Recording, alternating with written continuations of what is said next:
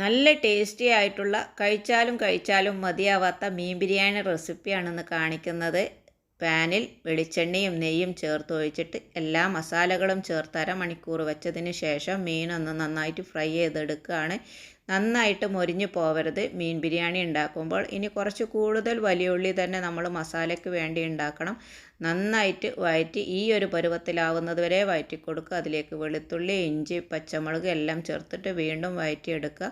തക്കാളി ചേർക്കുക. നന്നായിട്ട് സോഫ്റ്റ് ആവുന്നത് വരെ വഴറ്റിക്കൊണ്ടേ ഇരിക്കണം. നന്നായി വഴന്ന് വരുമ്പോഴാണ് ബിരിയാണി കൂടുതൽ ടേസ്റ്റ് ഉണ്ടാവുക. അതിലേക്ക് ബിരിയാണി മസാല, പെപ്പർ എന്നിവ ഇട്ട് കൊടുക്കുക. മീനിൽ നന്നായിട്ട് എരിവൊക്കെ ഉള്ളത് കൊണ്ട് വീണ്ടും മുളകൊന്നും ചേർത്ത് കൊടുക്കേണ്ട ആവശ്യമില്ല. തൈര്, ചെറുനാരങ്ങ നീര്, പുതിന, മല്ലിയില എല്ലാം ചേർത്ത് വഴറ്റിയതിന് ശേഷം മീൻ നിരനിരയായിട്ട് വെച്ച് കൊടുക്കുക. ചോറിട്ട് കൊടുക്കുക. അങ്ങനെ നമ്മുടെ അടിപൊളിയായിട്ടുള്ള മീൻ ബിരിയാണി റെഡി ആയിട്ടുണ്ട്.